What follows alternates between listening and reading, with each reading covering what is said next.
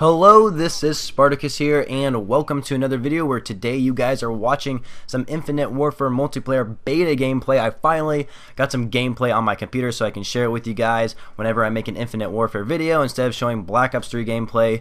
And so anyway, I was so happy to play the beta, and I did kind of enjoy my time. And when I say kind of, there are some bad things I will say I did not like about Infinite Warfare, but today I am going to be talking about the good things, only the positive things right now. So today's video, I'm going to be saying the positive things on Infinite Warfare. Tomorrow I'll probably make a video on the bad things, so stay tuned for that. If you guys aren't subscribed to my channel already, then be sure you are, so you can see more Infinite Warfare content and my video tomorrow about the bad things. So anyway, we're going to get right into this video talking about the good things. And by the way, these are the good things that I think, these are my personal opinions that I think are good about Infinite Warfare. So you guys might not agree with them, but these are the ones I agree with, and just like tomorrow's video, the things I don't like are only my opinions. So just remember, this is my personal opinions, and I hope you guys agree with me. So anyway, let's get right into it. So the first thing I would really like to mention is weapon crafting. Weapon crafting, I don't really consider it weapon crafting. To me, it's just having weapon variants return. So in case you guys didn't know, weapon variants are returning in Infinite Warfare just like we've seen in Advanced Warfare, only these variants are a little bit more different. They're not necessarily stat-wise, like these variants are actually more positive than negative, because if you look at the variants back in Advanced Warfare, there was always something good statistically, I can't even say that word, about that weapon, but there's also some negative things, like they had like a lower fire rate or something like that, where in this game they're all positive, which I think is a good thing. So the thing that's really awesome about the supply drop systems, which I think we all know supply drops are returning in this game, and you can get these weapon variants out of the supply drops. The good thing out of this is that you can earn salvage in game, and the cool thing about earning salvage in game is like it's like a type of currency, and what you would do with the salvage is that you could go into the armory and you can buy the variant that you specifically want instead of having to get instead of have to cross your fingers every time you open up a supply drop, which I think is a good thing. I think it's awesome how you can earn salvage and try and get a variant you want like right away instead of having to get out of a supply drop, which I think is great. But of course, you can always get your variant out of a supply drop as well, so you have those two options where you can get lucky and get your variant out of the supply drop, or you can save up the salvage, which I will say, it does take a while to actually earn salvage in game and just get it in the armory, which I think is awesome. I love that. And the cool thing about weapons in this game is that not only do we have different variants, but we also have weapons that are like hybrid weapons that we've seen. And just like, actually there's only been like one hybrid weapon I can think of back in Call of Duty Ghosts, which is the Ripper. The Ripper was like the very first hybrid weapon we have ever seen in a Call of Duty game, where you can change it from a submachine gun to an assault rifle like literally in a split second, which was insanely awesome. I think that was an awesome thing that they did in Call of Duty Ghosts, and they actually have the Ripper in Infinite Warfare, in case you guys didn't know. That is actually the epic variant of this certain submachine gun. I can't think of the name, but you guys could probably figure it out, because this submachine gun, you can actually transfer from a submachine gun to an assault rifle on the fly, just like the Ripper, and the highest variant is actually called the Ripper, which I think is pretty cool. So they have that weapon. They also have another hybrid weapon. It is a sniper. You can change it from a sniper to an assault rifle whenever you want, which is cool. Like, you just take the scope just moves down to the right, and then it becomes an assault rifle. Pretty awesome. I really like that as well. There is an assault rifle variant, or not a variant, but an assault rifle, where it is just like a single handed, not really single-handed, but you hold it with two hands, like just like a normal assault rifle, right? But then you can split it up into two, and it can become a kimbo. So you have so you have that assault rifle split up into two, and you have them in both hands, which I think is pretty cool. You can have it kimbo or dual wield, whatever you want to say. You can have in both hands, which I think is awesome, just in case you're in like close quarters combat, and it just helps so much. I think that is really cool. I think the hybrid weapons are going to be a big deal in this game, and whenever they add new weapons and supply drops, which is what they're probably going to do, or any type of DLC weapons that they add into the game, I hope they're going to be hybrid weapons, because hybrid weapons are absolutely amazing, and I just can't wait to see what they're going to do with that in the future.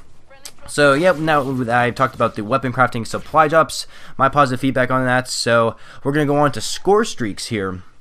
Scorestreaks, I think, are a pretty good success. I feel like well, I don't, not necessarily, I feel like I really wish there were more score streaks in the game, but these score streaks are pretty good. I think the score streaks are going to be able to dominate enemy teams, which I think is great. So of course the UAV is returning, because if you guys remember back in Call of Duty Ghosts, which was Infinity Ward's last Call of Duty game, they didn't have the UAV. They had a freaking SATCOM, which was complete bullshit. I think we can all agree with that, but the UAV returns. They have a counter UAV, they have an advanced UAV, which we weren't able to use in the beta, but I'm pretty sure the advanced UAV is supposed to be something like the Hater or the Orbital V set that we see in Treyarch games, which is pretty good.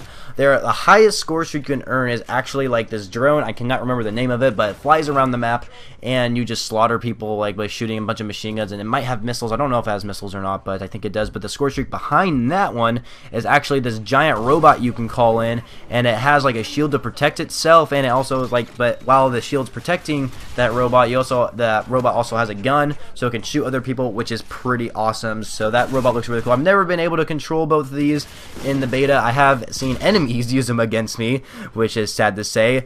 The highest score streak I was able to earn was called the Thor, which I thought was going to be similar to the score streak called the Loki back in Call of Duty Ghosts, but it's not. It's actually really similar to the AC-130 we see back in Modern Warfare 2 or Modern Warfare 3, whichever game you actually played it on. But the Thor is like the AC-130, which I think is awesome. I love using the AC-130 back in the older Call of Duty games, and I think it's awesome how it pretty much returned into this new Call of Duty game, which I think is awesome. So score streaks, I think they're pretty cool. They did kind of copy Treyarch on this one score streak called the Scarab, which is pretty much exactly the same as the HCXC, only it doesn't move as fast from my feel of it.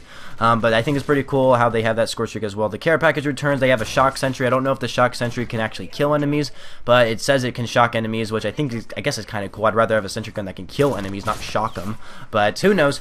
Anyway, I really like the score streaks. I think those were a step up from their last Call of Duty game especially. Anyway, let's go on to combat rigs. So combat rigs are Infinite Warfare's version of specialists that we see in Black Ops 3. The cool thing I really like about combat rigs is that they're a little bit different than specialists, where specialists in Black Ops 3 you can either choose from the ability or the weapon, where in this they don't have as many combat rigs as they do have as specialists in Black Ops 3, but each combat rig you can get up to 3 payloads, which is like necessarily like some type, kind of like your weapon, and then your trait, which is like your ability. You can go up to 3 different abilities and 3 different payloads for each of the combat rigs. And what's cool is that you can apply these payloads and traits at the same time. So you have 2 benefits to your certain combat rig. You have that weapon you're using, and you have like that ability you're using, which is awesome at the same time and just with the same game. And what's also cool about this, I kind of forgot, is that you can actually change your combat rig in the middle of a game, which I think is pretty cool as well. And so some of the cool things that combat rigs have, my favorite, well, might not be my favorite, but one of the fun ones that I like to use for a payload anyway was the Snaptic. I think that's the name of the combat rig, is Snaptic. It's a robot character. One of the payloads is where you can go on all 4s and you're in third person mode, and you can just go up to people and you're like a dog basically trying to like attack people. And I think this is kind of cool. You just like, you go up to them, then you just hit them with like your arm or something, and then they just like pretty much just die instantly. It's awesome. It's an amazing payload. I really like that's like my fun one. And then like the Phantom, I believe, is the last one, and for that character, his payload he starts off with is like the sniper type thing, where if you aim down sights, the reticule will lock on to an enemy. When you shoot, that bullet will follow the enemy and it will kill him. I didn't use it too much, mostly because it's more of like a sniper type of payload type thing, but it seems pretty good if I know how to use it correctly, because I mean, these are my first time ever using these combat rigs. So the combat rigs were definitely a step up from specialists. I think they did a great job doing so. And so anyway, let's move on from the combat rigs here, and we're gonna go on to perk layouts. So the reason why I mentioned perk layouts, there are some different perks in there that we haven't seen. I'm not going to get into that though, but the perks, when I say perk layout, we have perk 1, perk 2, perk 3, as we always have in our like previous Call of Duty games. But like the way like the perks are organized, where like the perks are like in the categories they're in, I think are pretty good. I like what they did there. They're a little bit different than what they have in like Black Ops 3. They kind of switched it up a little bit, and the way you earn perks I think are pretty good. Like the last perk you earn in perk 2 is Scavenger, and you weren't able to get Scavenger in the beta, mostly because the level cap was only like 30 or 34, depending what platform you were playing on. But I really like the perk layouts. Doesn't seem like you're getting the most powerful perks right off the bat in the game, kind of like you did Advanced Warfare, and I was really disappointed about that. So I think the perk layouts in Infinite Warfare are doing great. Like Advanced Warfare, they just kind of like screwed that up a little bit. Got Advanced Warfare and Infinite Warfare. Like, those names are just so similar. It kind of bugs me a little bit. But Infinite Warfare, if it is of course what we're talking about. So yeah, perk layouts are great, and the movement speed. The movement speed is the same as Black Ops 3. Like, if you guys know how the movement speed works in Black Ops 3, you can wall run, you have like the little jetpack thing, and of course it has like a meter down there, you have to let it regenerate if it runs out or something like that, blah blah blah. Is the exact same. The boost meter is blue, and it's just a straight line, it's not curved or anything. But the movement speed is the exact same as we see in Black Ops 3. You can wall run in Infinite Warfare. You have the jetpack, which acts as the same, only it acts a little bit worse than Black Ops 3. It's not as powerful. It seems like it's a lot more weaker, and you use up more boost energy once you like try to jump up in the air or something like that. That's what it feels like to me anyway, and perhaps maybe you guys don't feel that way. And the last thing I would like to mention that I think I was very impressed, I was actually very shocked to notice this, was the loading in matches in multiplayer. I don't know if you guys noticed this, but on the Xbox, every time I load into a match, it loaded really fast, probably 10 seconds at the most. It took me to get into a lobby, or not into a lobby, but into an actual match, playing against people in Infinite Warfare. It just seems like it loads super fast, and even if you quit the game or when the game ends, it doesn't take very long either. Like, if you compare the loading time to get into a game in Infinite Warfare to the loading time to getting into a game in Black Ops 3, and Black Ops 3 just feels like forever. I don't know why. Black Ops 3 just feels like forever, but in Infinite Warfare, it loads in super fast, and I am grateful that they did that. That is definitely a step upwards in this next Call of Duty game, is that getting into multiplayer matches, loading super fast, which I think is great. And those are pretty much all the good things I have to say about Infinite Warfare. Now, there are some little teeny tiny things I could say that I think are good as well. But these are my main reasons. These are the main reasons why I think Infinite Warfare has done good, and I'm just impressed with. This is what I'm impressed with Infinite Warfare right now, unless they somehow ruin all this stuff, which I very doubt they will.